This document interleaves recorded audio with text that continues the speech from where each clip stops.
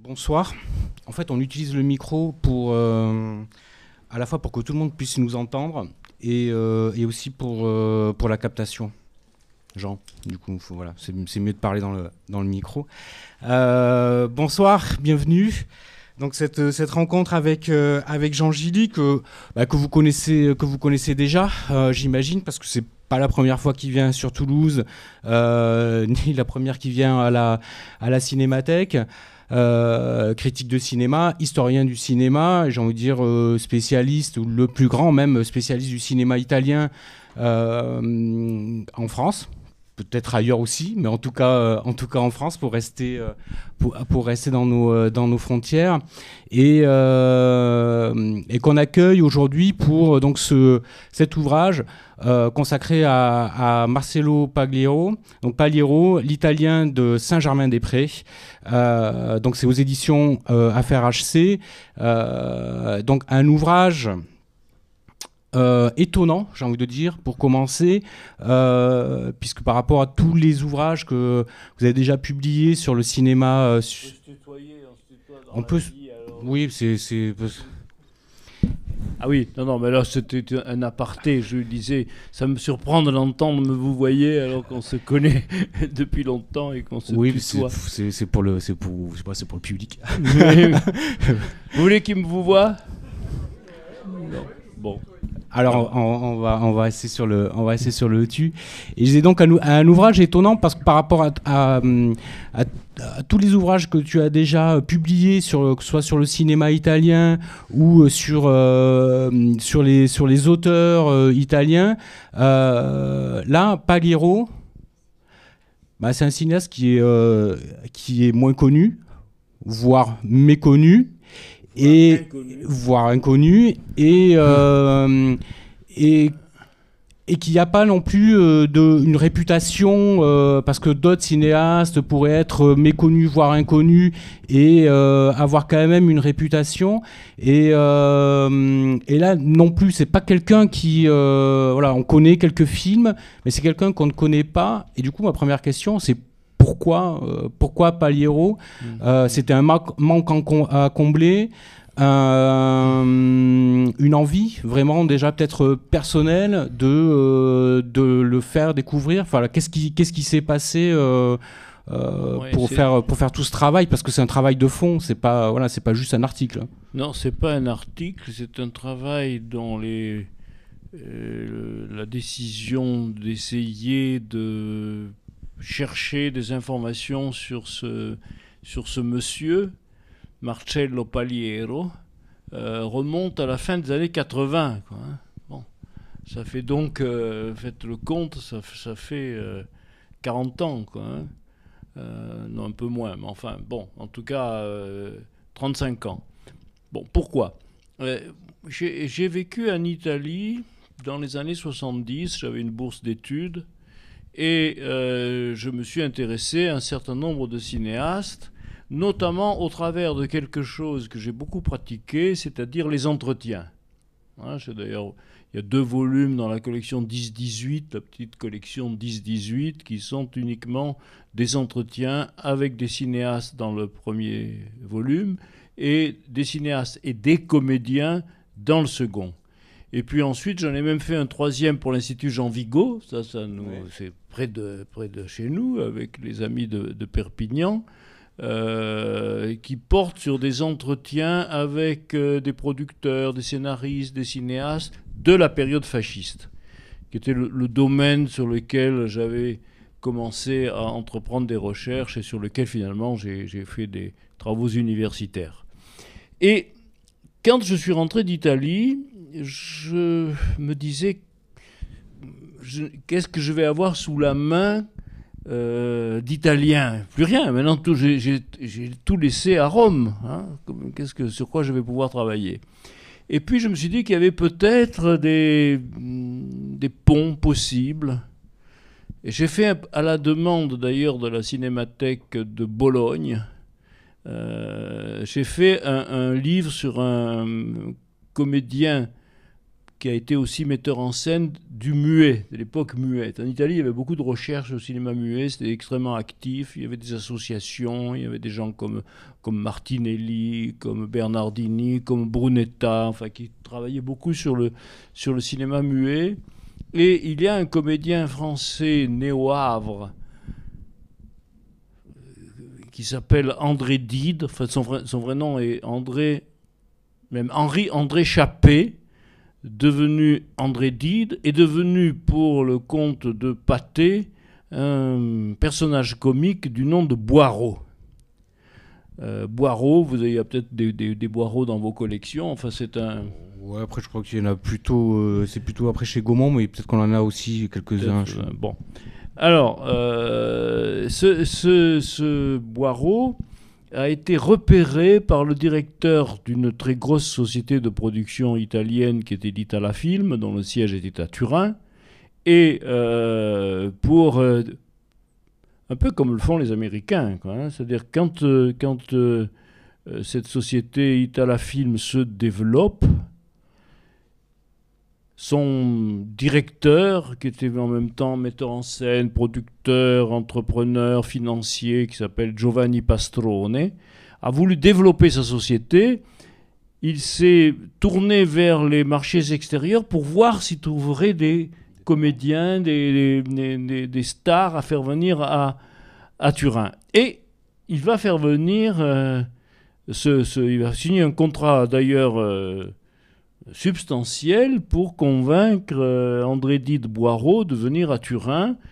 Et comme le nom de Boireau était protégé par Pathé, appartenait à Pathé, on a cherché un autre nom. Et l'autre nom qu'on lui a trouvé pour toute une série, parce qu'il a tourné pendant plusieurs années de très nombreux films. Bon, à l'époque, on tourne de très nombreux films parce qu'ils sont courts. Hein, ce sont des films qui font 10 minutes, parfois même moins, parfois un peu plus. Mais enfin, c'est à peu près cela le standard. Donc, le nom qu'on lui trouve, c'est Cretinetti. Cretinetti. Et ce nom de Cretinetti, petit crétin, est célèbre parce que, par exemple, dans certains films, dans certains films contemporains, notamment Sordi, dans un de ses films, est traité par son épouse de Cretinetti. C'est entré un peu dans le langage commun d'appeler quelqu'un quand on se moque de lui, de l'appeler Cretinetti. Donc, voilà, ce bouquin portait déjà sur l'idée d'étudier des carrières qui se sont partagées entre l'Italie et la France. Et cherchant d'autres exemples, je n'ai pas trouvé grand-chose. Et je suis tombé sur Paliero. Je suis tombé sur Paliero, dont la première information que l'on avait, dans les petites notices que l'on pouvait trouver dans les dictionnaires, il n'y avait pas grand-chose. D'ailleurs, encore aujourd'hui, il n'y a pas grand-chose. Même sur Internet, si vous allez chercher dans Wikipédia, il y a une entrée, mais enfin, il n'y a pas grand-chose. Bon, donc j'ai dit, tiens, c'est peut-être intéressant. Et j'ai commencé à survoler le sujet, c'est-à-dire qu'est-ce qu'il a fait. Alors, la principale raison pour laquelle il est connu, c'est Rome ville ouverte. Rome ville ouverte est un classique du cinéma italien. Et dans Rome ville ouverte, il y a 4 protagonistes. Il y a Aldo Fabrizi qui joue le rôle d'un prêtre. Il y a Anna Magnani qui joue le rôle d'une femme du peuple. Il y a Maria Micchi qui joue le rôle d'une femme qui se drogue et qui est la maîtresse du 4e protagoniste, c'est-à-dire le résistant communiste, qui sera arrêté par les Allemands, par les SS, qui sera amené dans un fameux lieu de Rome, malheureusement, où l'on torturait les résistants pour leur faire dénoncer leurs camarades. Donc il est torturé, dans le film il est torturé et il meurt torturé. Bon. Donc ce personnage de l'ingénieur communiste qui meurt sous la torture des barbares nazis, c'est Paliero. Paliero n'est pas un acteur. Paliero, c'est quelqu'un qui voudrait devenir metteur en scène, qui fait un... Bon, si on commence à raconter, on y sera encore demain matin. Bon, il fait... rapidement, voilà. Rapidement. Il s'est introduit dans le milieu artistique romain. Il connaît des peintres, il connaît des écrivains. Il est par exemple l'ami d'Ennio Flaiano, qui est un immense écrivain et scénariste, collaborateur notamment de Fellini. Et dans ce milieu, il essaie de s'introduire dans le cinéma pour devenir metteur en scène. Et une des raisons grâce à laquelle il réussit à entrer dans le cinéma, c'est qu'il est né à Londres en 1907, d'un père italien et d'une mère française. Il vient en Italie en 1900, enfin la famille rentre en Italie en 1914. Donc ces 7 premières années, il les a passées en Angleterre. 2 parents qui parlent français, italien et anglais, puisqu'ils ont longtemps vécu à Londres. Et donc il apprend et connaît parfaitement l'anglais. Résultat, il entre dans les milieux du cinéma pour faire des doublages, pour traduire les textes. Vous savez qu'en Italie, on double. Hein, les films, notamment les films américains ou les films français, ne circulent pas dans des versions sous-titrées, ils sont doublés. Et la corporation des doubleurs est une corporation très active, encore efficace aujourd'hui, qui fait du lobbying pour retarder le plus possible l'arrivée des copies sous-titrées. En Italie, si vous allez à Rome, il y a une salle qui programme uniquement des versions sous-titrées, puis une autre qui, à certaines séances, passe des films sous-titrés. Mais sinon, tout est doublé, encore aujourd'hui. Hein. Nous, on a pris fortement l'habitude de voir les films en version originale sous-titrée. Et d'ailleurs, quand on tombe sur... Parfois, on n'a pas le choix, on se retrouve dans une salle où le film passe en version doublée. On trouve ça insupportable. Hein. Quand on en prend l'habitude, c'est absolument insupportable. Les Italiens, non seulement ne le trouvent pas insupportable, mais même adorent ça. Bon. Alors, donc, il travaille dans les doublages, il fait des traductions, et donc, petit à petit, voilà. Et puis alors, ce qui va être peut-être déterminant dans sa vie, c'est qu'au lycée, il a fait la connaissance de Rossellini. Ils ont sensiblement, à quelques mois près, ils ont le même âge. Et Rossellini va, quand il prépare le choix de ses acteurs pour Rome, ville ouverte, c'est une époque, on est en 1945, le film a commencé à le tourner en fin 1944 et puis surtout 1945. C'est l'époque où on n'hésite pas, où les cinéastes n'hésitent pas à faire appel à des comédiens non professionnels. Hein.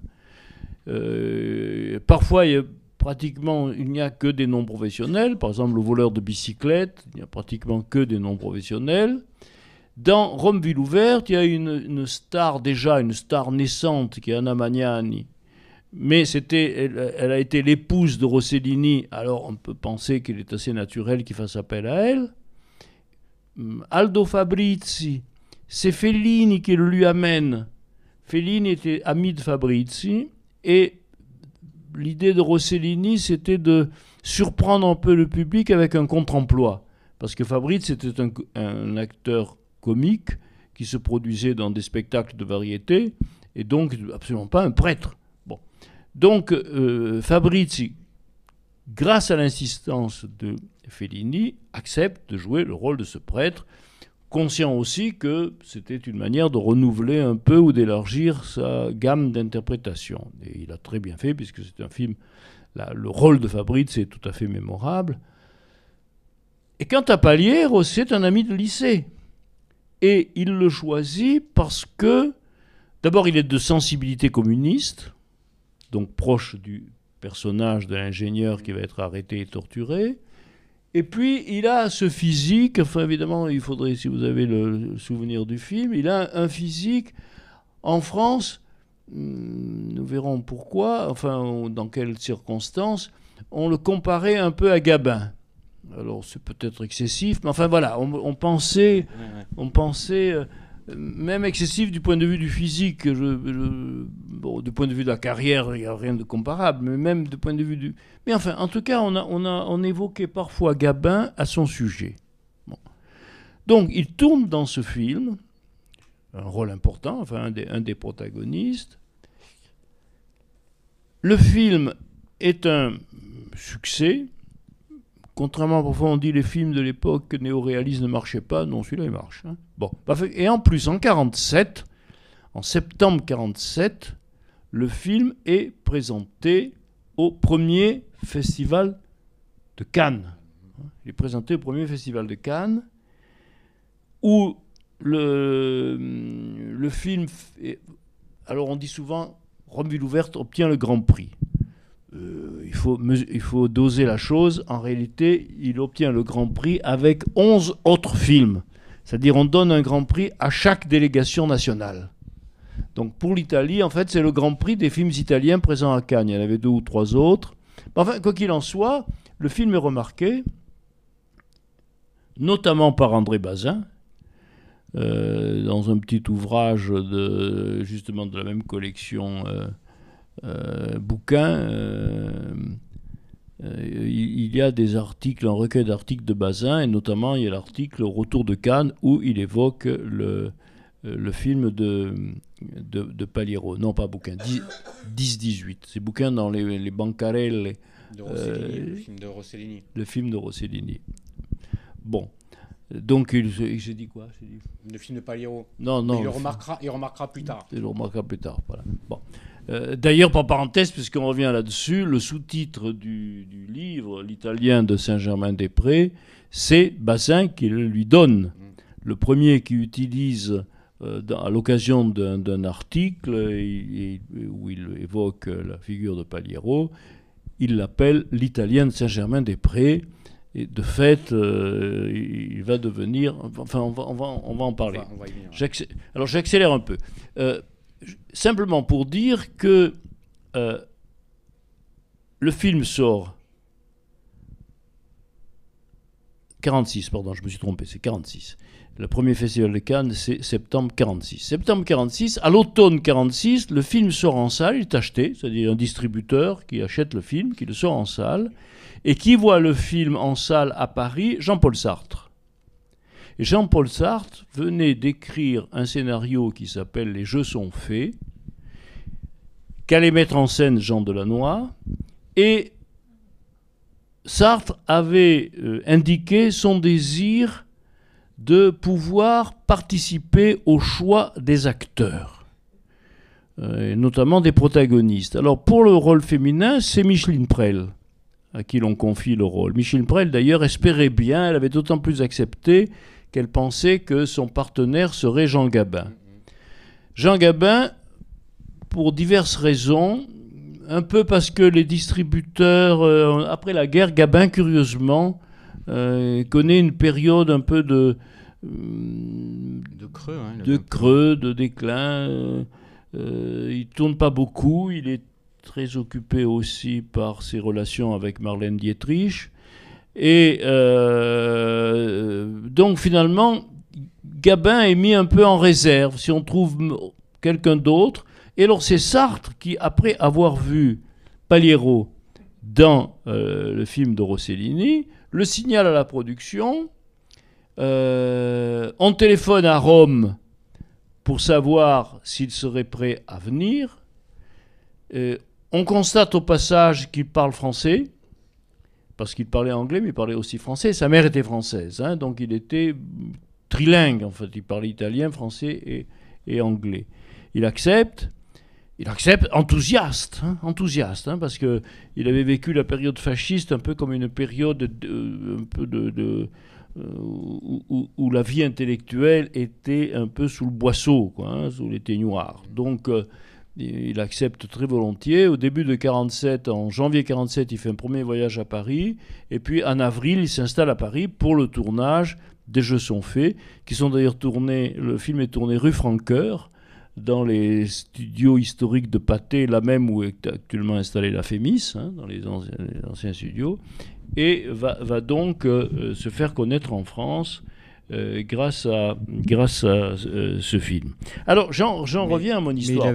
Il avait quand même déjà, il avait déjà écrit, il avait écrit des scénarios avant de venir en France. Tout à fait, et tourné un film. Et il avait déjà tourné aussi. Il avait déjà tourné. Et ce qui est curieux pour quelqu'un qui n'avait pas envie, finalement, qui n'avait pas cette vocation d'acteur, mais plutôt de tourner, de réaliser, quand même, il commence en Italie, et pourtant, il arrête là pour aller en France faire l'acteur. Parce que l'attirance de la France était considérable. Il avait envie de venir en France. En plus, et dans l'histoire de Paliero, on rencontre souvent ce genre de problème que je n'ai pas toujours pu élucider. La vie privée semble avoir beaucoup pesé dans certains de ses choix. Et en 1947, quand il décide de venir en France, j'ai fait la connaissance, on est devenu amis de son fils, qui est né en 1939, qui est devenu architecte. Et donc, 39, il avait 8 ans. Et il semble que le père soit parti sans rien dire. C'est-à-dire, il n'a pas annoncé à sa famille qu'il partait à Paris, quoi. Donc on peut penser que dans le fond, il y avait aussi un peu, peut-être, en plus il n'était pas marié avec la mère, parce qu'elle était mariée déjà à un Américain qui était retourné aux États-Unis, donc ils avaient pu avoir une relation tranquille, mais enfin, elle était mariée. Et donc en Italie, quand on sait comment... Bon. Ils se marieront plus tard quand le mari américain mourra. Et ils se marient dans les années 50, et ce n'est que dans les années 50 que le petit... Voilà, la mort le sépare, voilà, hein, exactement. Et donc, dans les années 53 ou 54, il se marie avec la mère de Sandro, qui prend le nom de Paliero, parce que jusque-là, il ne pouvait pas porter le nom de son père, puisque administrativement, juridiquement, bon. Donc, alors, le fils me dit, il est parti comme ça. Hein, il ne nous a pas prévenu, et tout d'un coup, il a disparu, et on a su qu'il était à Paris, quoi, voilà. Donc, tout ça dit avec beaucoup de rancœur, hein, parce qu'ils en ont le père qui disparaît comme ça dans la nature, pas laissé. Donc je pense qu'il y a beaucoup de décisions, de choix dans les déplacements de Paliero qui sont liés à des questions privées. Hein. Pour évoquer tout de suite une autre question privée, est-ce que certains d'entre vous connaissent une plasticienne qui s'appelle Sophie Calle? Bon, vous connaissez Sophie Calle. Bon, Sophie Calle est une plasticienne, elle publie des bouquins étonnants. C'est un personnage inouï, Sophie Calle. Hein, bon. Elle a publié un livre. Non, ça, c'est étonnant quand même. La recherche sur Paliero m'a souvent porté assez loin du cinéma. Donc, elle publie un livre. Ma mère, il y a un titre qui occupe toute la première page. Hein. Ma mère s'est appelée, et elle donne plusieurs noms à sa mère. Le Cal, son nom de jeune fille, d'autres noms que je n'ai pas en tête. Et puis parmi tous ces noms, Paliero. Bon, je me dis, Paliero, c'est pas un nom quand même très connu. Alors, je fais des recherches pour essayer. Je vais à sa galerie, elle a une galerie rue de Turenne, où on me donne un mail qui ne fonctionnait pas, évidemment. Et puis finalement, grâce à une amie qui travaille au Centre Pompidou, qui avait consacré un hommage à Sophie Calle, donc on me donne le bon mail. Et donc j'écris à Sophie Calle, j'envoie un mail à Sophie Calle en disant, dans votre livre, Paliero... parce que dans le livre, je tiens aussi à préciser une chose, sinon ce serait idiot. Dans le livre, elle évoque une période dans laquelle Paliero est absent. Donc, on trouve, il n'y a aucune information. Le seul endroit où figure le nom de Paliero, c'est sur la couverture. Mais à l'intérieur, rien. Bon, alors, elle me dit, téléphonez-moi. Elle me donne un portable, ce qui était très sympathique de sa part. Donc elle m'a répondu, j'ai eu téléphone, j'ai dit oui, donc j'ai été frappé par ce... Et alors elle me répond, Paliero, il m'a élevé. il me faisait rire, elle ajoute. Ce qui est très surprenant, parce qu'il avait pas l'air très drôle. Non, il avait pas l'air, il n'était pas très drôle. En plus, autre élément important, il était alcoolo, quoi. Hein. Et donc, l'Italien de Saint-Germain-des-Prés, il passait sa vie au Flore et surtout au bar du Montana. Il y a un hôtel au début de la rue, un petit truc qui descend là, la rue où se trouve l'appartement de Marguerite Duras, la rue Saint-Benoît. Voilà, au début de la rue Saint-Benoît, il y a un hôtel qui s'appelle Montana, où il y avait un bar, comme dans beaucoup d'hôtels, il y a un bar où les gens se retrouvent, et là, il allait régulièrement avec ses amis, notamment Alexandre Astruc, le scénariste Robert Scipion, il allait passer des soirées entières à boire. Bon, oui, non, mais c'est une histoire. D'ailleurs, en ayant fini ce livre, je me suis dit, il y en a un autre à écrire. Peut-être de manière plus romanesque, je ne sais pas. Enfin, toujours est-il, excuse-moi.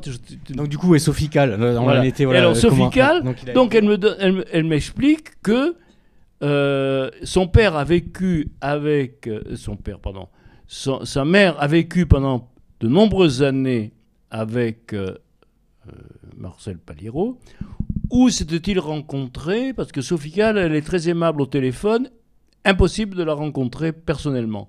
Je l'ai croisée dans une librairie où je suis allé à une signature, lui porter le bouquin, parce que sinon, elle m'a dit « Oh, on essaiera de se voir ». Bon, ben, je n'y crois guère. Mais enfin, en tout cas, Paliero a vécu avec la mère de Sofical, et je pense que c'est ce qui va provoquer, mais alors dans quelles circonstances, je n'ai jamais réussi à l'établir. Peut-être que Sofical elle-même pourra me le dire, mais encore qu'elle était, quand ils se sont rencontrés, elle devait avoir 6 ou 7 ans, donc est-ce qu'elle s'en souvient bien? Quand il revient d'Italie la deuxième fois, puisqu'il est reparti en Italie pendant quelques années, dans les années 50, il est parti 4 ans, il est retourné 4 ans, et après il revient. Et à mon avis, il revient parce qu'il a fait la connaissance, dans quelles circonstances, j'en sais rien, de la mère de Sofical. Et ils vivent ensemble. Et elle était documentaliste à l'Express. Et quand parfois elle collaborait à la rubrique cinéma, elle est notamment allée sur le tournage de 20 000 lieues sur la Terre, et elle signait Monique Paliero. Ce qui explique que la fille a pu légitimement mettre que sa mère, à un moment, s'était appelée Paliero, puisqu'elle signait ses articles Monique Paliero. Bon. Monique Paliero, documentaliste à l'Express. Voilà, où elle a été documentaliste pendant de très nombreuses années. Et puis finalement, ils se sont fâchés parce que Monique Paliero l'a viré, parce qu'elle en avait assez, il était trop indolent, il buvait trop, enfin elle l'a viré. Et Sofical me dit, c'est la seule fois où j'ai vu ma mère pleurer. Donc, c'erano legame, hein, il y avait un lien... bon. Et alors elle m'a dit qu'elle a des photos, mais elles sont à la cave. Enfin bon, je désespère de voir ces photos. Et un autre détail, quand ils sont en Russie, enfin quand Paliero tourne en Russie vers milieu sur la Terre, le tournage est si long qu'à Noël, l'équipe revient en France. Et lui, je ne savais pas s'il était revenu ou non.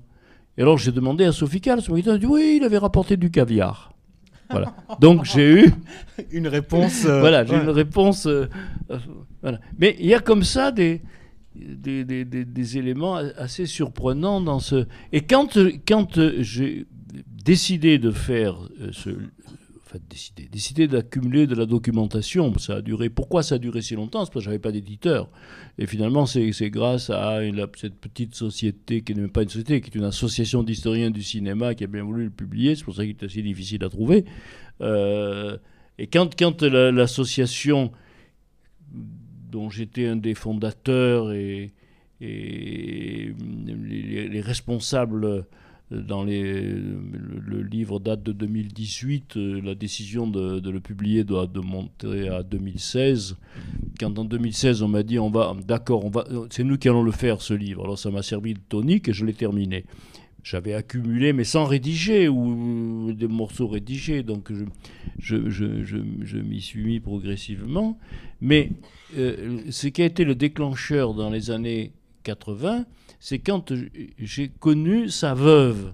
C'est-à-dire que Paliero a fini par vivre, après avoir été éjecté par Madame Cal, Madame Paliero Cal, il s'est installé avec une dame, enfin il a fait la connaissance d'une dame assez riche, important pour lui, hein, parce que c'était finalement, bon, c'est pas les films, surtout qu'à partir d'un certain moment, il ne tourne plus, quoi. Il fait des petits travaux pour la télévision, enfin bon.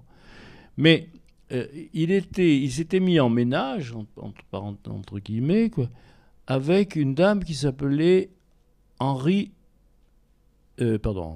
Georges, c'est un prénom masculin, hein. Georges, mais pas comme Georges Sand, hein, Georges S. Pas comme Georges, il y a Georges, vraiment le prénom masculin, Georges Bernstein Gruber. Cette dame était la veuve de Gruber, qui est un peintre figuratif qui a une petite notoriété, mais elle était surtout la fille d'Henri Bernstein, l'auteur de Mélo. Le grand auteur de... Et donc cette dame était assez riche, elle touchait les royalties d'exploitation des pièces de son père. Elle vivait dans un très bel appartement à Montparnasse, où je suis allé souvent là. Je suis devenu intime de cette dame. Et malheureusement, pour ce qui est de mon travail, elle avait des souvenirs personnels de Paliero, mais elle n'avait aucune archive. Voilà. C'est ça en fait, parce qu'il n'y a pas... Du coup, il y a aucune archive, il a laissé lui... Alors... De lui, je n'ai Parce qu'après, c'est quoi? C'est plutôt des documents de production, des choses comme ça que tu as pu retrouver. Mais... Oui, mais c'est un des freins aussi au fait que ce livre, j'ai en partie parfois été obligé de compenser en citant les critiques qui sont publiées au moment de la sortie des films. Souvent, ces critiques, notamment dans les quotidiens, sont des critiques pas tellement... au sens où on l'entend d'habitude, c'est-à-dire de commentaires sur le film, que d'informations sur les circonstances du tournage, sur les comédiens, sur comment ça a été produit. Donc les critiques, que j'ai d'ailleurs beaucoup reproduites, ont pallié dans un certain nombre de cas le manque d'informations. Parce que Madame Bernstein-Gruber n'avait rien, sinon des souvenirs. Elle me parlait de Marcello comme d'autres femmes parlent de Mastroianni. Marcello. Bon, à l'évidence, c'était l'homme qui avait traversé sa vie, qui avait laissé une femme merveilleuse. Enfin, bon, elle est décédée en 2003, je crois. Bon, et donc elle n'avait rien. Paliero Junior, qui vit à Rome, n'a rien. Quelques photos qu'il m'a données, d'ailleurs certaines sont utilisées dans le livre, qu'il m'a donné, enfin il m'a fait des tirages, mais il n'a pas d'archives, il n'y a rien. Donc le père était parti, il est revenu à Rome 3 ans, puis il est reparti définitivement, il n'y a rien. À la Cinémathèque française, il y a des documents de production, oui. Bon, ça, heureusement, il y a quelques documents de production à la Cinémathèque française, mais pas grand-chose, et puis c'est tout. Alors il y a peut-être quelque part des archives qui dorment. Hein, quand vous savez, le travail d'historien, c'est semé d'embûches. Et en Italie, peut-être, sur ses premiers films, non? Parce qu'il est parti trop vite. Alors, sur les premiers films, enfin, la carrière italienne, elle est la carrière de metteur en scène, parce qu'il y a aussi quelques films qu'il a tournés comme comédien. Bon. En 1946, il tourne La Nuit porte conseil, qui sera exploité avec un titre plus raccrocheur, Rome Città Libera, copié sur Roma Città Aperta, Roma Città Libera. Mais le vrai titre, qui est le titre du scénario, c'est un scénario de Flaiano, c'est La Notte porta consiglio, qui est une comédie un peu surréaliste sur un couple de jeunes gens désespérés qui, au travers d'une nuit, où ils font de multiples rencontres avec un De Sica étonnant. Dans son livre de mémoire, De Sica dit, dans ces années où il commence à devenir metteur en scène, je n'ai tourné que de mauvais films. Un seul dont je garde un bon souvenir, c'est La Nuit porte conseil, où il fait un personnage de ministre ayant perdu la mémoire. Donc il se promène. Le film se passe en une nuit à Rome.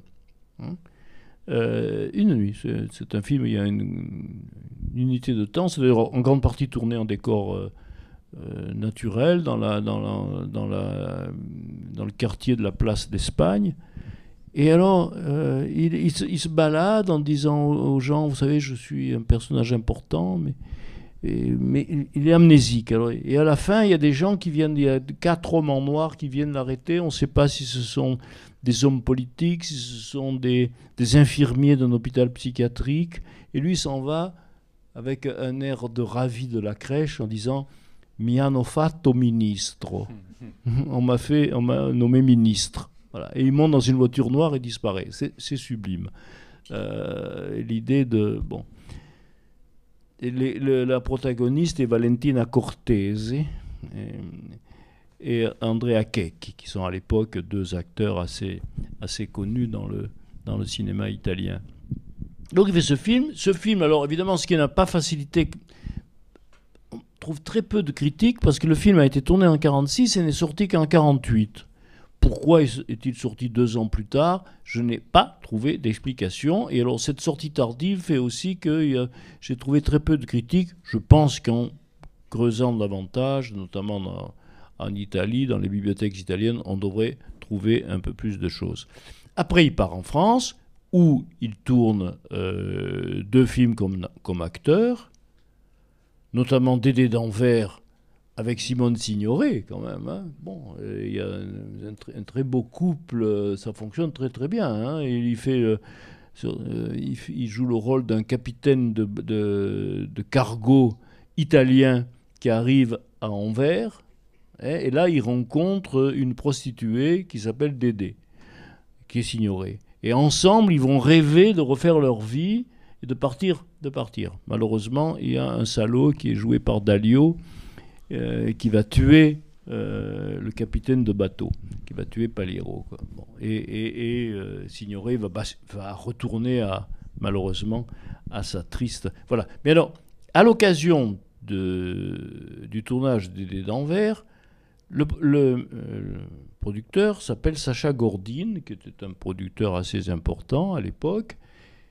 Et c'est lui, mais j'en parlerai tout à l'heure quand on présentera le film, c'est lui qui produit Un homme marche dans la ville. C'est Sacha Gordine qui se laisse séduire par le projet de Paliero de tourner un film dans les ruines du Havre, qui est encore un monceau de ruines. La ville a été pratiquement rasée par les bombardements. Et donc, dans le fond... Le passage d'un film à l'autre, si tu veux, le fait de faire l'acteur lui a permis de revenir à la réalisation.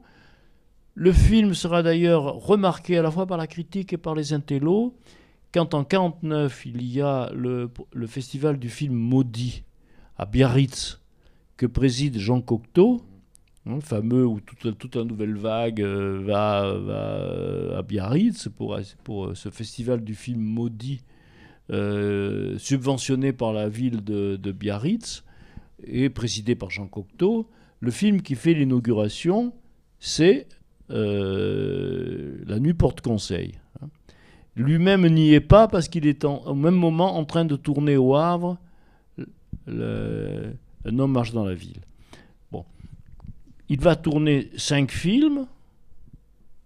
Un homme marche dans la ville, Les Amants de Bois-Mort, La Rose Rouge. Alors La Rose Rouge, ça existe en DVD chez René Château. C'est une espèce d'Elsa Popine français. C'est étonnant. Avec Yves Robert, avec les frères Jacques. Il y a plusieurs chansons. Il y a 3 chansons des frères Jacques filmées intégralement. Hein, c'est pas un extrait. Alors je ne sais pas où il y a ailleurs, s'il y a ailleurs des reproductions puisque vous savez, les frères Jacques, aujourd'hui ils sont bien oubliés, mais les frères Jacques, leur numéro était un numéro de chant, mais c'était aussi un numéro physique. C'est-à-dire que leurs chansons, ils les mimaient dans des collants noirs et puis des hauts de couleurs différentes. Le film est en noir et blanc, donc on n'en voit pas. Mais en tout cas, ils étaient comme ça. Et du coup, sur La Rose Rouge, peut-être nous en dire un peu plus, parce que c'est quand même un film, c'est aussi un film étonnant, tu l'as parce vu ? que c'était un cabaret, Oui. parce que c'est aussi c'est Papatakis, c'est Nico Papatakis qui produit et qui a produit Un Chant d'amour. Oui, qui a produit Un Chant d'amour de Genet, dont Paliero était l'ami.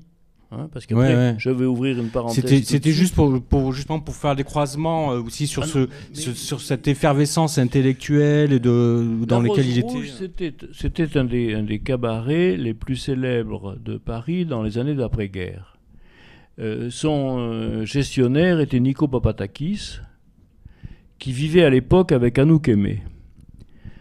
Et c'était un couple parmi bon, il y avait Juliette Gréco. C'est un grand moment d'ébullition consécutif à la guerre. Après les années de noir de l'occupation allemande, après-guerre, il y a eu une espèce d'explosion. Et il y a de nombreux cabarets qui s'ouvrent, des boîtes de nuit, enfin, où les gens dansent le bebop, enfin, bon, où il y a Claude Luther, il y a Boris Vian, enfin, il y a tout ce monde. Hein. Et dans ce contexte, Paliero s'intègre totalement, l'Italien de Saint-Germain-des-Prés. Il s'intègre parce que c'est un joyeux noceur, enfin bon, qui devait être un homme agréable, de compagnie. Enfin, je sais pas. Moi, je le vois un peu. Mais enfin, peut-être qu'il se détendait. Ça dépendait de l'heure de la nuit. Voilà, ça dépendait de l'heure de la nuit. Et donc, il tourne ce film où on voit Papatakis, où on entrevoit Anouk Aimée, mais où passe Jean-René Cossimon, par exemple, Louis de Funès. Les frères Jacques, Yves Robert. C'est un film. Procurez-vous le DVD, on le trouve dans pas à la Fnac ou dans les non, il faut aller dans les boîtes où il y a des vieux DVD, mais il n'est pas épuisé. Hein, c'est René Château et c'est tout à fait étonnant et donc la représentation de ce cabaret. Il y a un moment, il y a une espèce de fuite sur les toits, une poursuite sur les toits. On est vraiment dans les Apopines, quoi, hein.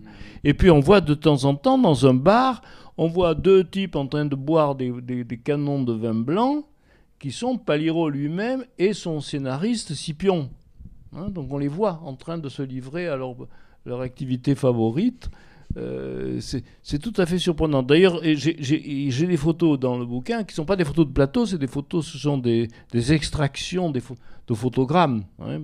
J'ai pris directement dans la pellicule, on a photographié la pellicule, enfin on a reproduit, et on a comme ça des photos nous montrant Paliero et Scipion en train de boire du vin blanc.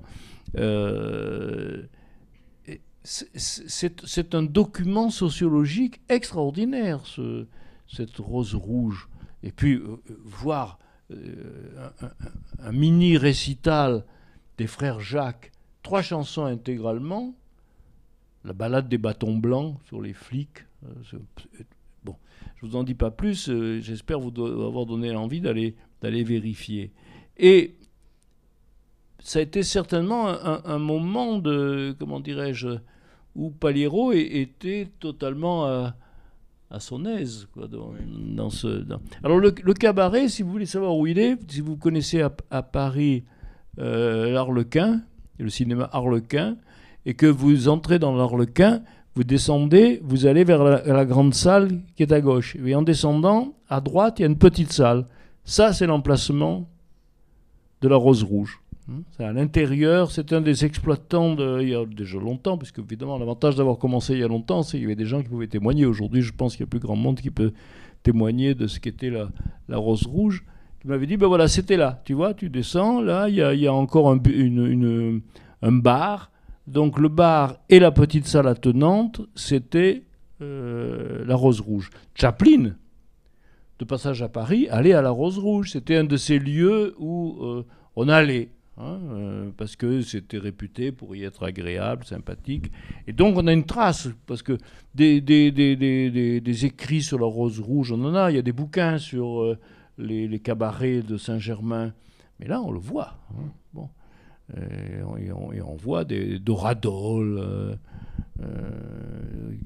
qui sont partis. On voit défiler quantité de personnalités. Et alors, en 1949, à peu près au même moment, il tourne un documentaire de 20 minutes qui s'appelle Saint-Germain-des-Prés, hein, et dans lequel on voit Sartre, on voit Beauvoir, on voit Genet, qui sort de l'église de Saint-Germain-des-Prés avec au bras un charmant garçon, un jeune acteur italien, hein, qui joue dans la Sfida de Francesco Rosi. Il était à Paris, il était au bras de Jean Genet. On le voit lui aussi très content. C'est très ce documentaire. Alors là, par contre, il y en existe une copie. Il faudrait qu'ils en tirent une copie ou même qu'ils le numérisent aux archives du film à Bois d'Arcy. Et alors, surtout, chose totalement étonnante, commentaire qui apparaît d'ailleurs dans le film Raymond Queneau, un commentaire d'une grande drôlerie, hein, notamment quand il apparaît, il dit, oh, vous voyez, c'est quand même étonnant dans ce film, je fais à la fois le commentaire et je suis présent à l'image. Bon. Et puis, il y a l'inauguration, plus personne, enfin peut-être parmi vous, il y a des gens qui se souviennent, à Saint-Germain-des-Prés, il y avait une librairie fameuse qui s'appelait La Une, qui était justement à l'angle de la rue Saint-Benoît. La Une, c'était un grand lieu, les gens, même de province, on allait à La Une, ne serait-ce que parce que c'était... Et dans le film, on a l'inauguration de La Une. Bon, alors, et on voit toutes ces personnalités qui sont là à l'inauguration de La Une. Au passage, on rappelle qu'on n'est pas très loin de Gallimard, du Seuil, enfin que c'est un quartier très, très littéraire. Et on y voit un bel Italien, qui n'est pas l'ami de Genet, qui n'est autre que Carlo Levi. Carlo Levi, l'auteur de Christ si fermato a Eboli, le Christ est arrêté à Eboli. Bon, Carlo Levi qui est là, et qui était, dont on sait, alors là j'ai un peu cherché, apparemment Paliero le connaissait déjà dans les années 30. Quand il a envoyé au confine, quand il part en résidence surveillée, condamné par le fascisme. Voilà, il y a Carlo Levi, qui est un bel homme, qui est là. Bon. Donc, ce travail a été, je suis allé de surprise en surprise, et une des plus surprenantes, je vous la raconterai ce soir si vous venez voir le film. Sinon, vous demanderez à vos amis qui y vont quelle est la chose surprenante. Oui, c'est étonnant parce que du coup, c'est vraiment, et je pense avec ton récit, là, même à l'oral, c'est combien finalement Paliero est insaisissable. C'est-à-dire déjà l'homme, parce que c'est toute une aventure, plutôt ce sont des aventures, mais insaisissable aussi son œuvre.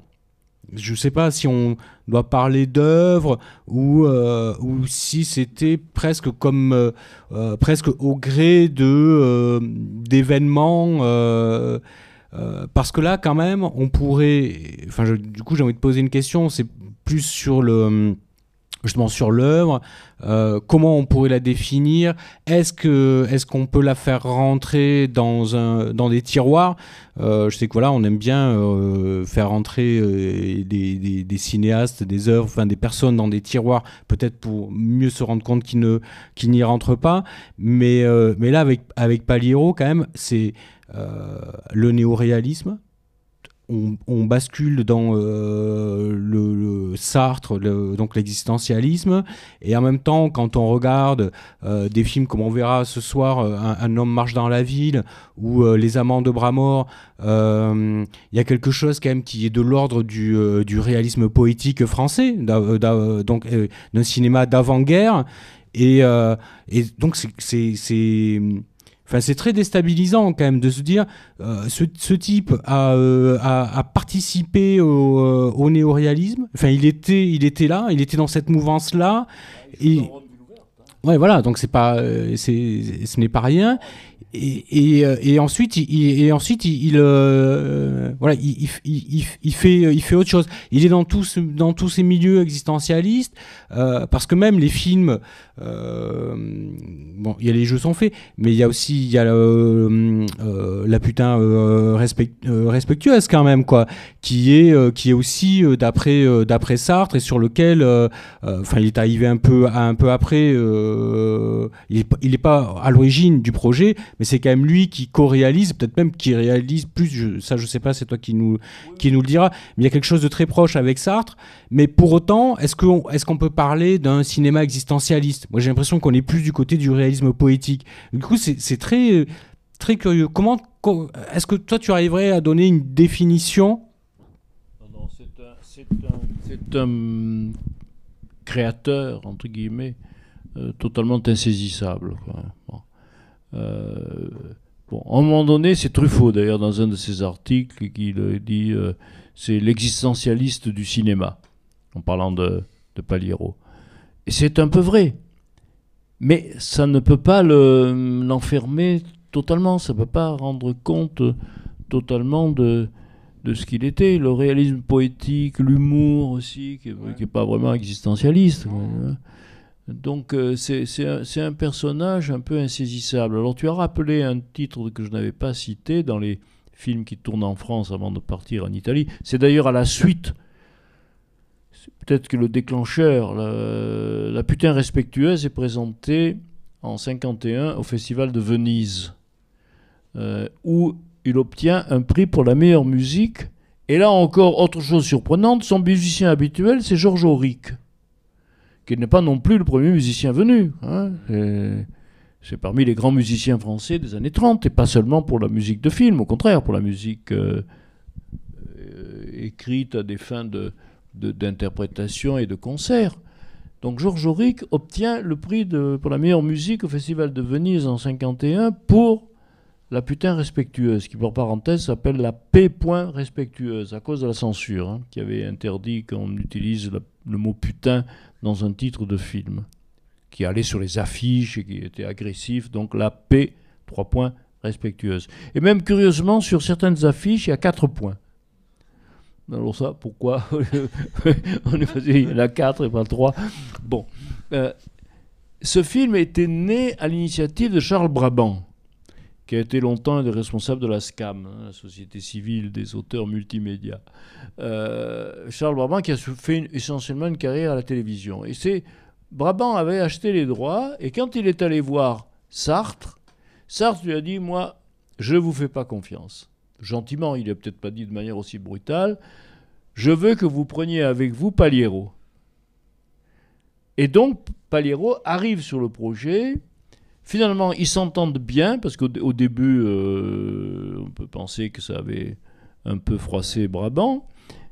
C'est lui qui fait pratiquement la mise en scène. Brabant participe plutôt à l'organisation des scènes, mais les rapports avec les acteurs, c'est Paliero qui les règle.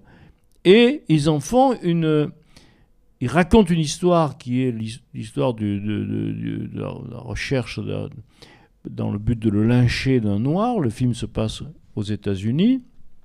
Et ils le tournent à Paris en essayant de créer une atmosphère américaine. Et ils y arrivent assez bien.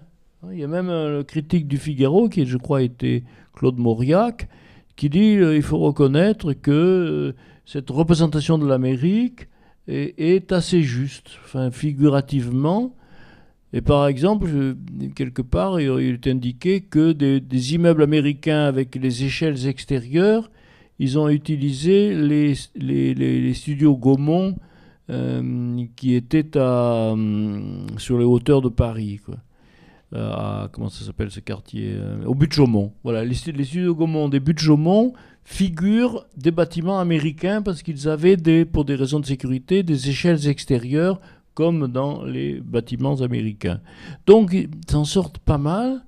Barbara Lage, qui joue le rôle de cette prostituée américaine qui doit dénoncer un noir comme violeur, alors qu'en réalité, le viol a été commis par un blanc. Non, un crime. Un crime a été commis par un blanc et elle doit dénoncer un noir, avec les pressions d'un sénateur républicain interprété par Marcel Héran, autre grand comédien. Et donc le film est une assez bonne réussite, et à la fois dans sa facture et même dans sa circulation en salle. Et pour clore sur les rapports avec Sartre, dont il était très proche, Sartre a travaillé avec lui à un projet d'adaptation de Germinal de Zola, quoi. Une adaptation de Germinal qui est allée très avant, qui devait être produit par Vincent Malle, le frère de Louis, et la chose a capoté parce que Louis a mis des bâtons dans les roues parce qu'il voulait que l'argent de la société ne serve qu'à ses films. Il voyait d'un très mauvais œil, il avait peur que Germinal soit un projet coûteux, ce que vraisemblablement ce serait le cas. Donc il a dit là, il va y avoir trop d'argent qui vont partir dans cette production et je vais en pâtir. Et donc il a fait pression. Et le responsable administratif de la société, qui s'appelait là, comment s'appelait cette société qui était gérée par les frères Malle et notamment par Vincent, Louis faisant ses films, a donné sa démission, quoi, parce que, à la suite de et en même temps, c'est ce projet avorté aussi qui a un peu qui a mis Paliro dans la difficulté, parce que à ce moment-là, c'est quand même un cinéaste qui n'a pas de difficulté à tourner. Qui a du succès, et là tout à coup c'est comme s'il perdait le fil. Oui, et puis il le perd probablement aussi au niveau psychologique, quoi.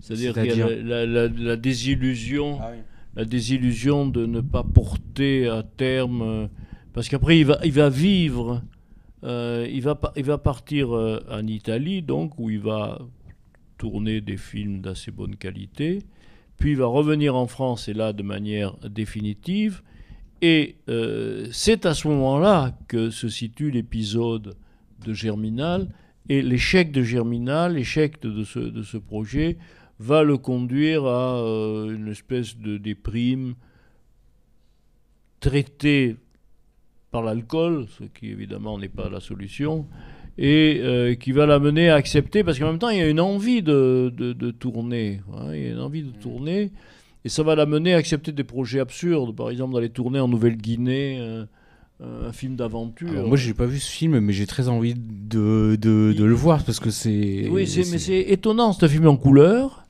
tourné dans la vallée du Sépic, vallée auquel a été consacrée, enfin, cette vallée du Sépic, les aborigènes de la vallée du Sépic en Nouvelle-Guinée, c'est une coproduction franco-australienne, puisque la Nouvelle-Guinée est administrée par l'Australie. Hein, c'est un territoire sous administration australienne.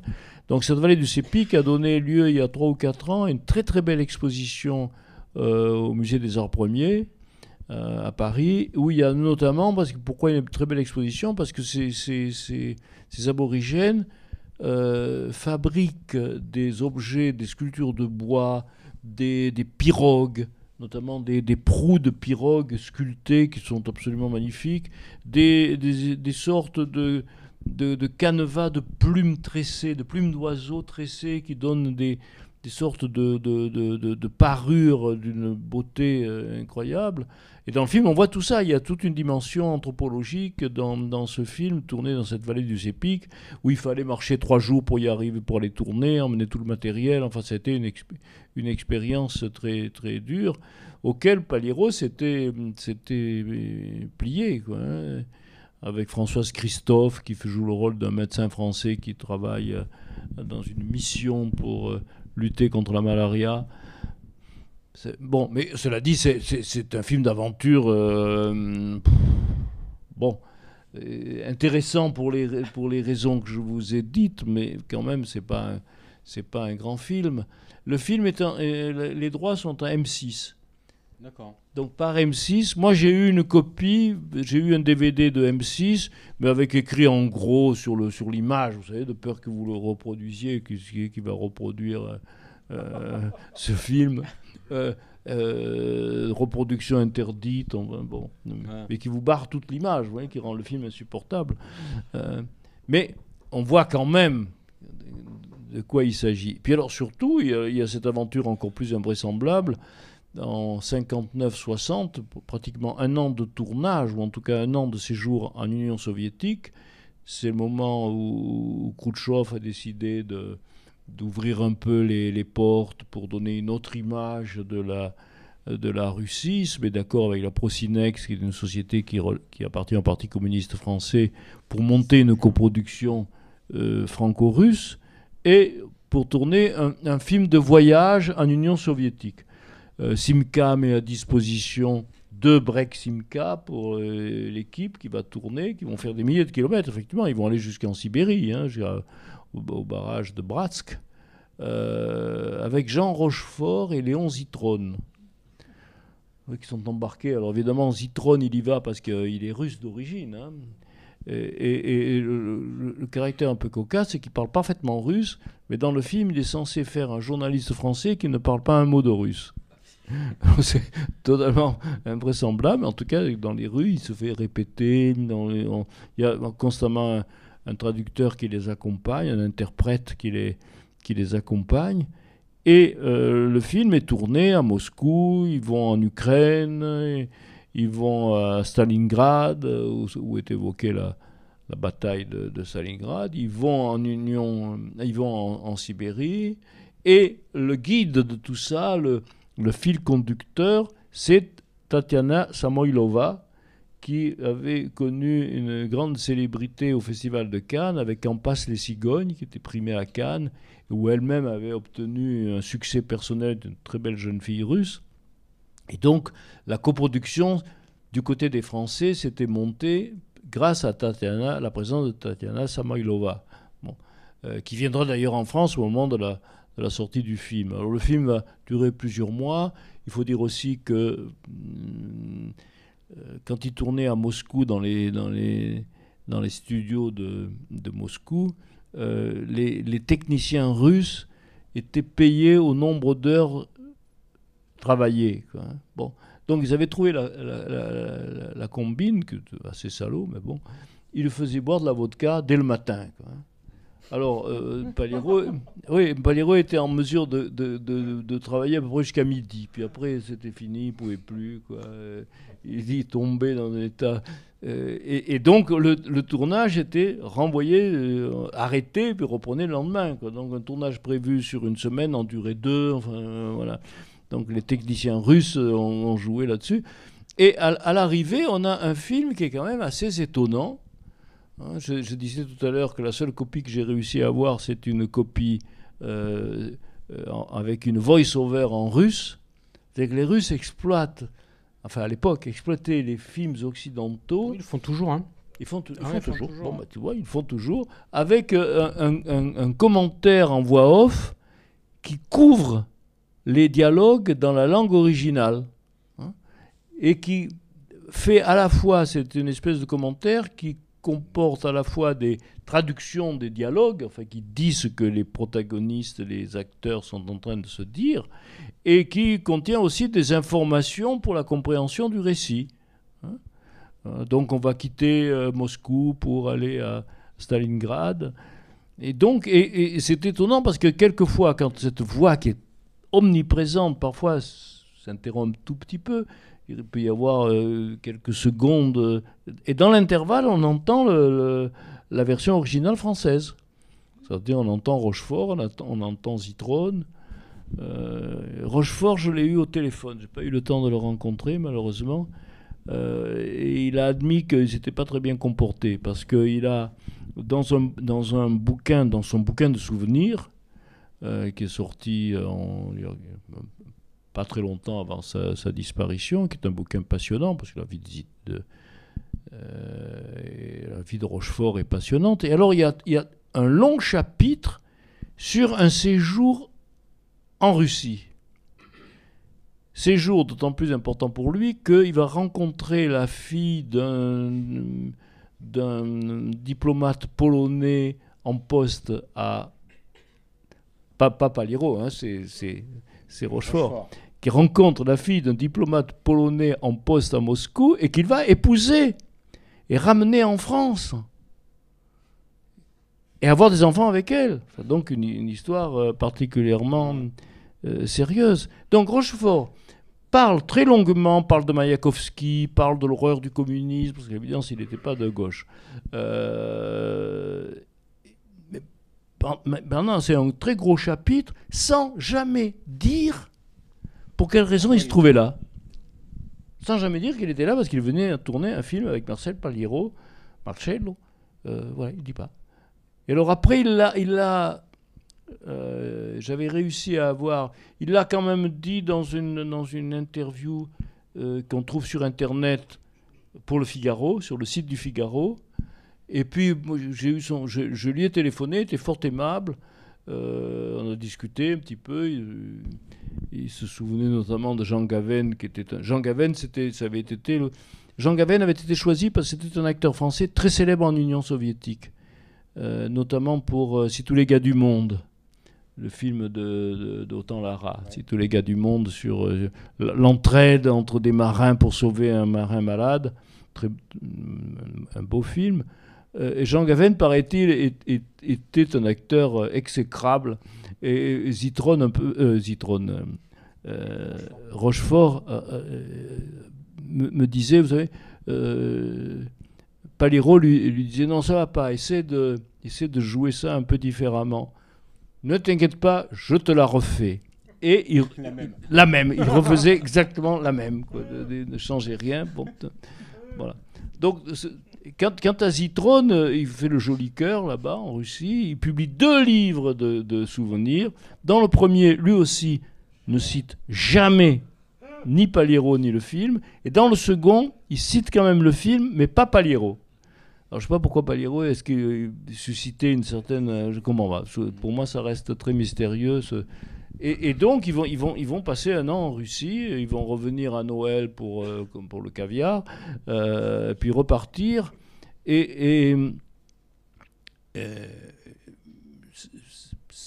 Pour les gens qui ont fait ce séjour, Sylvette Baudreau, qui a été la script d'Alain Resnais, est la script de ce film.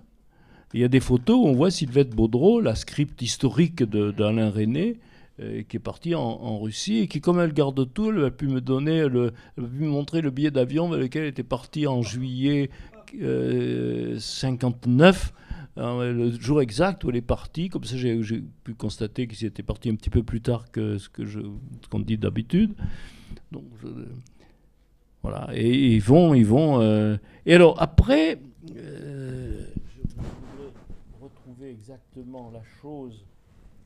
Il ne tourne plus. Et alors là où on s'aperçoit... Attendez, je cherche d'abord.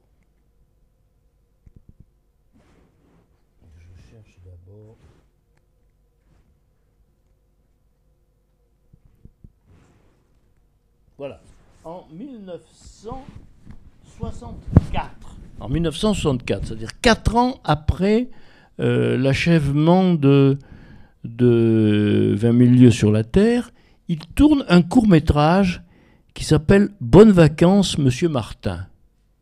Alors, ce « Bonnes vacances, Monsieur Martin », c'est un court-métrage, on dirait un petit film de la Nouvelle Vague. C'est d'une fraîcheur. Il y a 2 acteurs, Daniel Argence et Michel Beaune, qui ont fait de la télévision à peu près uniquement. Le film est tourné au lycée Henri IV. Tout le début du film est tourné au lycée Henri IV. À Positif, il y a un critique qui s'appelle Alain Masson, qui était à l'époque élève à Henri IV et qui se souvient d'une équipe de tournage qui était dans la cour d'Henri IV en train de tourner. Tu vois, bon, c'est marrant, c'est encore un autre croisement surprenant. Et ce film raconte l'histoire d'un prof d'histoire du lycée Henri IV qui veut retrouver un manuscrit devant le conduire à un trésor. Et ce manuscrit se trouverait dans la cathédrale de Narbonne. Et alors, toute une partie du film est tournée à Narbonne. Et on voit les plages. D'abord, il rencontre une jeune fille par pur hasard. Donc, ça tourne à une petite histoire d'amour. C'est étonnant, quoi. C'est vraiment d'une invention, d'une fraîcheur, d'une... Ça, 4 ans après qu'il est... Bon, donc, ce qui prouve à l'évidence que, d'une certaine manière, son talent, son envie de faire est intact.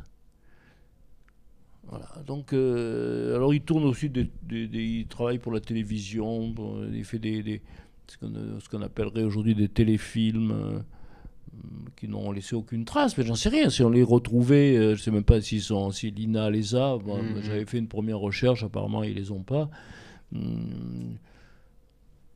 Donc c'était peut-être trop vieux. Oui, c'est sans doute trop vieux, je sais même pas sur Oui, je sais pas, parce que là, ça doit être... ça devait être du 16...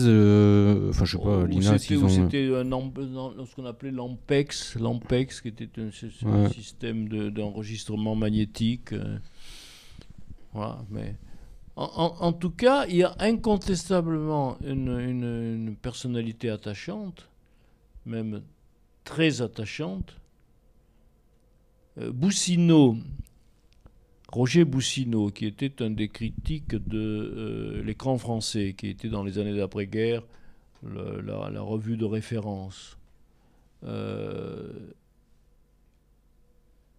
était devenu l'ami avait écrit des choses très, très désagréables contre lui, parce que Un homme marche dans la ville est un film jugé anticommuniste.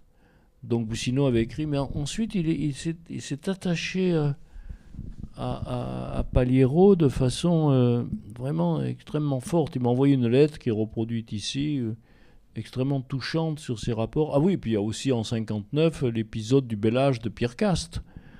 Le Bel Âge de Pierre Cast, qui est un bon exemple de ces films très intellectuels, très raffinés, tourné par Pierre Cast, avec Boris Vian comme un des protagonistes, Doniol Valcroze et Paliero, qui est là, qui fait un personnage séducteur dont Valcroze dit c'était notre maître à tous. Bon. Oui, voilà. Donc du coup, quelle réception, comment il était perçu en Italie? Il n'était pas perçu. Il n'était pas perçu du tout, en fait. Il est pas. Non, mais c'est quoi? Il est connu pour Rome Ville Ouverte, et puis après, c'est tout, ou c'est-à-dire là maintenant, que je le disais tout à l'heure, le Centro Sperimentale, qui est l'école de cinéma à Rome, a un secteur consacré à l'édition, et ils ont le projet de le traduire et de le publier en Italie, parce qu'en Italie, il y a rigoureusement rien sur lui, hein, et donc quand même c'est un personnage qui a fait tourner Eleonora Rossi Drago, qui était une très très belle comédienne, très sensible, notamment dans un film à épisodes, un film avec 3 épisodes, Christian Jacques, Delannoy. Le film s'appelle Destinée. L'épisode de Delannoy raconte un épisode de la vie de Jeanne d'Arc. Et dans l'épisode de Lysistrata, dans l'épisode de Christian Jacques, avec Martine Carol, évidemment, c'était la grande époque de Martine Carol, et dans l'épisode de Paliero, qu'il tourne dans la campagne romaine, il raconte l'histoire d'une richissime américaine qui revient en Italie, nous sommes dans les années 50, pour essayer de ramener en Italie le corps de son mari, qui repose dans un cimetière italien, qui a été tué pendant la reconquête de l'Italie, enfin la progression des Américains de 1943, et ils arrivent en juin 1944 à Rome. Donc ce soldat est tué. Donc elle arrive, elle est magnifique, elle est habillée par Chanel, très belle robe. Et alors le gag, c'est que c'est Claudette Colbert. sais pas si vous vous rendez compte, Claudette Colbert, quand même, hein, New York, Miami, Frank Capra. Claudette Colbert, alors en vérifiant, ça c'est très facile à vérifier, on regarde un peu la filmo, je constate que Claudette Colbert a fait un court séjour en Europe, à ce moment-là, où elle a joué dans Si Versailles m'était compté de Sacha Guitry et dans Destinée de Paliero. Alors ça, point d'interrogation, hein, comment Claudette Colbert se trouve d'abord, alors que peut-être, si vous avez en mémoire Si Versailles m'était compté, c'est une collection d'acteurs de tout pays, et tous plus célèbres les uns que les autres. Alors que Guitry ait pensé à dire, tiens, pour faire une comtesse, elle fait une comtesse, je ne sais pas si c'est pas la du Barry, mais elle fait, ou la Montespan peut-être, enfin en tout cas, bon, il fait appel à Claudette Colbert. La réputation, il faut dire que Claudette Colbert était d'origine française, hein, bien entendu. Donc la réputation de Sacha Guitry est telle qu'elle accepte. Ça, c'est hypothèse, hein. Elle vient à Paris et elle joue. Après, comment elle va en Italie pour jouer avec Paliero, quand même, n'avait pas la réputation de Sacha Guitry, même si après il sera le compagnon de la fille d'Henri Bernstein. Donc, elle va là-bas, elle joue avec Eleonora Rossi Drago, qui est une grande comédienne italienne, mais que, à mon avis, Claudette Colbert ne connaissait pas. Alors, comment ça, voilà, ça, ce sont l'histoire du cinéma. Quand on a un peu l'habitude de fréquenter les allées de l'histoire du cinéma est remplie de ces rencontres improbables dont on se demande, et pourtant elles sont sur l'écran, hein, donc elles ont bien eu lieu, hein, il n'y a pas d'hypothèse, elle est là, dans son costume Chanel, qui est d'ailleurs indiqué au générique, hein. Madame Claudette Colbert est habillée par Coco Chanel, et de fait, impeccable. Bon, elle arrive, l'autre, la paysanne. Et alors, qu'est-ce qui se passe en 2 mots? Elle va au cimetière, elle demande au fossoyeur qui est là,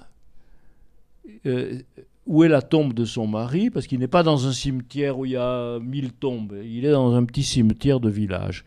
Et là, le fossoyeur dit, voilà, il est là-bas. Donc elle y va, et là, à sa grande surprise, elle découvre une tombe toute fleurie, de fleurs fraîches. Donc elle en déduit que quelqu'un vient fleurir la tombe de son mari. Donc elle part à la recherche de cette personne, qu'elle trouve facilement, et petit à petit, les 2 femmes vont un petit peu se sympathiser, puisqu'elles devinent qu'il y a peut-être eu quelque chose entre son mari qui était là et cette paysanne, Eleonora Rossi Drago par ailleurs, hein, c'était pas une belle femme. Bon, et là, la paysanne a caché un enfant. Elle a eu un enfant. Et les 2 femmes vont se confesser en quelque sorte, et la paysanne lui dit que son mari l'a toujours aimé, qu'il y a eu une relation sexuelle une seule fois, parce que le lendemain matin il partait, il reprenait la progression, et que donc elle-même, bon voilà, il y a eu une relation unique, elle s'est retrouvée enceinte, et le mari et le soldat américain est parti, et quelques jours plus tard, pas loin, puisque sans quoi il ne serait pas enterré là, il a été tué par les Allemands. Et son corps a été enterré dans le cimetière du village. Et alors, l'histoire est assez bien conduite, parce que finalement, Claudette Colbert comprend que la place du corps de son mari n'est pas d'être ramené aux États-Unis, mais que sa place, c'est de rester là, dans ce cimetière modeste de village, où il y a une femme qui veille sa tombe et qui élève son enfant. Hein, bon. À un moment donné, l'américaine envisage, enfin pense qu'elle pourrait peut-être le ramener aux États-Unis, et l'enfant, pas pour l'élever aux États-Unis dans l'aisance matérielle la plus totale, puisque c'est une femme riche. Et puis ça aussi, c'est pas raisonnable, donc ça ne se fait pas. Donc c'est une assez belle histoire et un assez beau film dans le contenu d'un moyen métrage. Ça doit faire 40 minutes. Est-ce que vous avez des questions vraiment, oui. parce que en fait il est déjà très tard. À quelle heure? Ouais, 21h, mais je propose qu'on arrête vers la demi, donc on a 10 minutes. Si vous avez des questions, n'hésitez pas. Moi, je pourrais encore vous n'en avez pas de doute, hein? Vous n'avez pas de doute que... On va peut-être... Juste par exemple dans les Vestirli Ignudi, où la protagoniste est... C'est une pièce de Pirandello, comme toutes les pièces de Pirandello, particulièrement complexe. Donc il a réussi à en faire une assez belle adaptation, et c'est une jeune femme qui est violée par son employeur, et l'employeur c'est Pierre Brasseur. Hein, donc il se retrouve avec Pierre Brasseur à Rome en train de tourner Vêtir ceux qui sont nus, qui a eu une adaptation au théâtre, je crois aux Amandiers, il y a 2 ans ou 3 ans. J'avais retrouvé de la documentation sur ce film, et qui se termine par un suicide. Et c'est un des thèmes, il y a si on veut trouver un petit peu des fils conducteurs... Il y a entre Oui. la prostitution, le suicide... Voilà, la prostitution, le suicide, il y a un lien un peu de cause à effet, quoi. C'est-à-dire la prostitution, dans son horreur, dans la vision de Paliero, la prostitution conduit au suicide, quoi. Le thème du suicide, à l'évidence, le taraude, et ça va assez bien avec ce que l'on sait de lui, quoi, un peu de cette espèce d'angoisse existentielle qui fait que ces moyens de créateurs ont été un petit peu altérés par cette situation, quoi. Une dizaine. Bah, c'est-à-dire, il y a le film tourné immédiatement en Italie, à la fin de la guerre, en 1946. Ah oui, il y a aussi un petit épisode, un petit flashback. Non, alors il y a un documentaire dans un film documentaire très connu qui s'appelle Jour de gloire, où il tourne l'épisode sur les fouilles qui sont faites dans des catacombes au Fosse Ardeatine, où il y a plus de 300 résistants italiens qui ont été prélevés dans la prison de Regina Coeli, qui ont été amenés dans ces catacombes et ont été abattus à la mitrailleuse. Et puis ils ont fait, avec des explosifs, ils ont fait sauter les catacombes pour tout ensevelir. En réalité, ce n'était pas suffisant. Après la guerre, on a retrouvé le... Et il y a donc eu un reportage, enfin on a demandé à un opérateur, les Américains demandent à un opérateur de suivre ces recherches et l'identification des corps après qu'on les ait retrouvés. Et c'est Paliero parce qu'il parle américain, enfin il parle anglais. Donc ça facilite les choses, c'est lui qui tourne ça. Et après, ce matériel qui avait été enregistré pour les Américains est introduit dans ce film où il y a également un épisode de Visconti, toujours dans cet épisode Jour de gloire, qui est un film qui célèbre la résistance italienne. Mais la dernière chose anecdotique qu'on peut raconter, c'est en 1943, Rossellini commence un film qui s'appelle Scalo Merci, gare de marchandises. Le film est interrompu par les bombardements sur Rome en 1943, qui font aussi 1 millier de morts. Hein. Les bombardements américains sur Rome sont terribles. Et le film s'interrompt. C'est une histoire totalement rocambolesque dont j'ai essayé de débrouiller un peu les chevaux. Et après la guerre, Rossellini a d'autres choses en tête, il ne veut plus le faire, et il demande à Paliero de terminer le film. Et c'est Paliero. Et dans le DVD qu'on trouve en Italie, sous le titre Desiderio, c'est indiqué un film de Marcello Paliero et Roberto Rossellini, c'est-à-dire Paliero est mis en tête. Il est impossible de pouvoir établir avec précision, en tout cas en l'état de la documentation, qu'est-ce qui est tourné par Rossellini, qu'est-ce qui est tourné par Paliero. En plus, l'histoire a changé, enfin bon. Oui, parce que c'était une histoire qui devait se passer, qui était censée se passer en ville, puis finalement qui se passe à la campagne. Voilà. Donc alors il y a des invraisemblables, par exemple, quand ils sont à la campagne, on entre dans la maison où habitent les protagonistes, c'est une maison qui ressemble absolument à un appartement de ville, quoi. la décoration, tout, c'est un appartement de ville. Ce n'est en aucune manière une habitation de campagne, quoi. Parce qu'en fait, c'était tourné avant et après, lorsqu'on reprend le film, on a modifié le scénario pour l'adapter, pour aller tourner dans la Bruse, nell'Abruzzo, à Tagliacozzo. Ils sont allés tourner. Bon, c'est... Pardon? En anglais. Bah, il a tourné non, il n'a pas tourné de film en anglais. Il a tourné ce reportage sur la découverte des. Il était lié dans un entretien de Positif. Alexandre McKendricks en parle comme étant son interprète. Ah oui, c'est vrai, ouais. Ouais. McKendricks raconte quand il était à Rome, McKendricks était dans les services de propagande de l'armée américaine en 45, enfin 44-45, quand les Américains s'installent à Rome. Et McKendricks dit, j'avais un interprète, un type formidable que j'aimais beaucoup, quoi. Et c'était Paliero, quoi. Donc il n'a pas tourné, parce que alors après, donc, il y avait un film italien, 4 films en France. Parce que même après la coproduction avec l'Australie, le film d'aventure, c'était en français. Il y a une version anglaise? Alors, il y a une version anglaise, ça c'est aussi un truc que je n'ai pas réussi à clairement retrouver. Il y a une version en langue anglaise.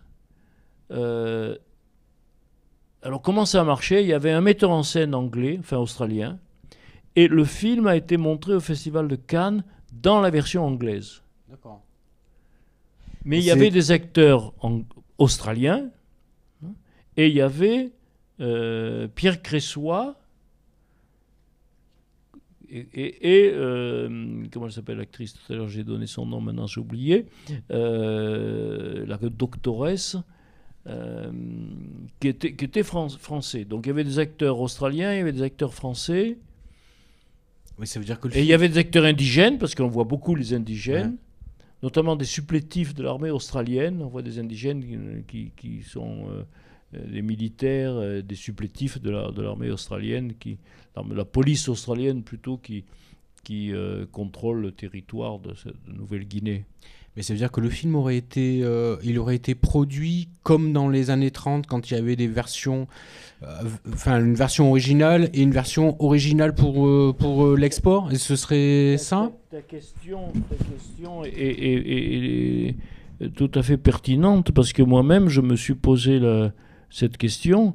Est-ce qu'ils ont tourné avec en même temps les deux versions, en faisant jouer les acteurs australiens en anglais et les acteurs français en français, en doublant? Ce qui se fait parfois, c'est qu'on double, dans la version anglaise, on double les acteurs français en anglais, dans la version française, on double en français les acteurs australiens.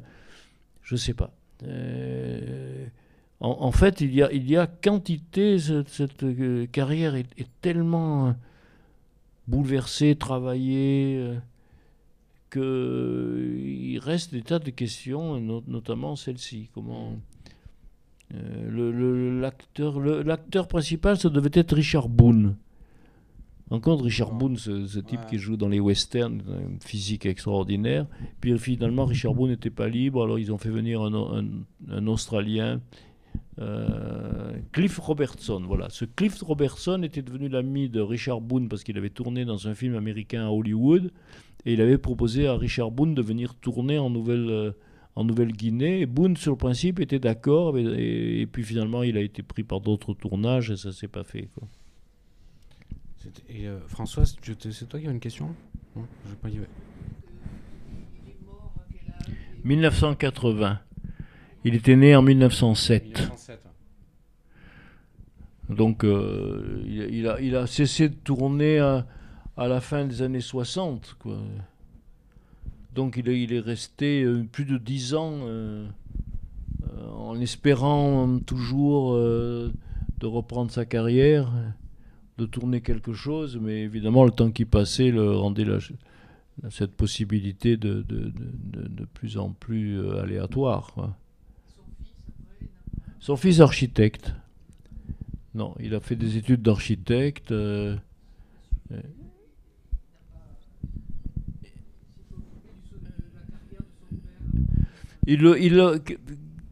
Après son séjour à Rome dans les années 50, après qu'il se soit marié avec sa mère, après que le fils ait pris le nom de Paliero, ils sont restés en contact. C'est-à-dire que moi, le fils m'a dit qu'il lui arrivait d'aller à Paris, et il se souvenait à Paris d'avoir rencontré Georges Berchen-Gruber, laquelle ne l'accueillait pas très sympathiquement parce qu'il lui rappelait la mère, c'est-à-dire la première femme. C'est-à-dire Georges, elle était à l'évidence très possessive, donc elle ne voyait pas d'un bon œil ce qui pouvait rappeler le passé de son mari, quoi. Donc. Pardon? Oui. Oui.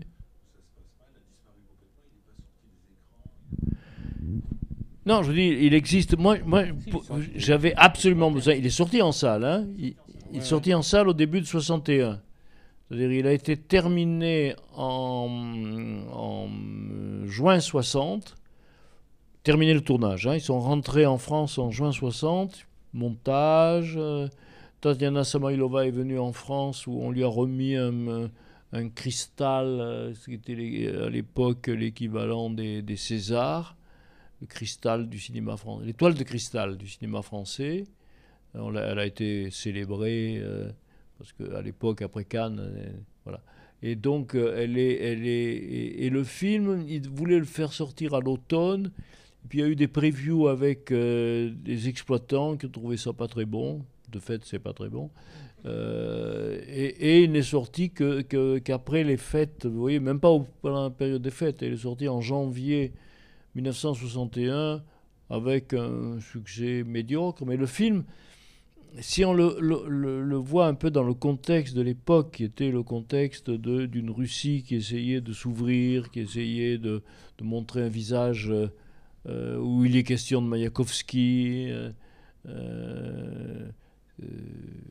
et donc il a un intérêt un peu au second degré, quoi. Si on le voit pour le plaisir de voir un bon film, bon, on ne peut être que déçu. Maintenant, si on le voit en essayant d'y repérer ce que ça nous donne comme idée de ce qu'est la Russie dans ces années du début des années fin des années 50, début des années 60, à une époque où la Russie commence à évoluer, c'est un film passionnant, quoi. Ah, il y a une copie française, maintenant où elle est, j'en sais rien. Moi, la seule chose que j'ai trouvée, c'est en allant sur Internet j'ai pas cherché, mais... et en tombant sur... Par exemple, l'Odyssée du capitaine Steve, le film tourné en Nouvelle-Guinée, il faut aller chez M6. Ils m'ont donné un DVD, donc ils ont forcément une copie. Mais par contre, l'autre, ouais, impossible. Ou un master. Ou un master.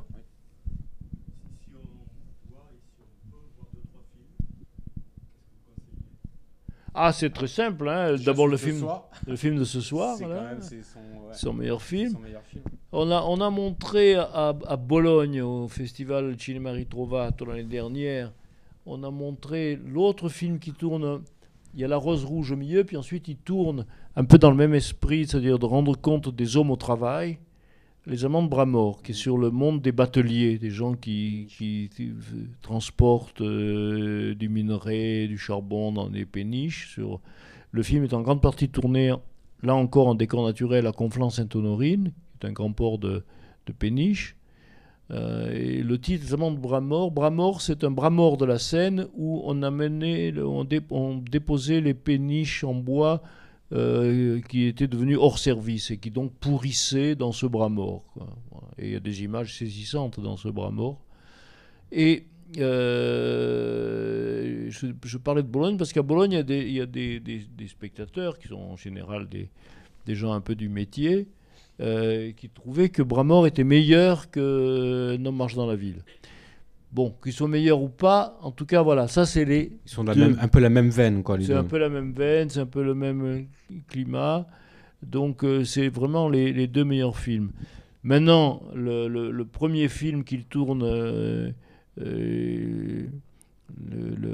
nuit porte conseil, c'est un film remarquable, hein, remarquable. Si vous pouvez je ne sais pas par contre où le voir.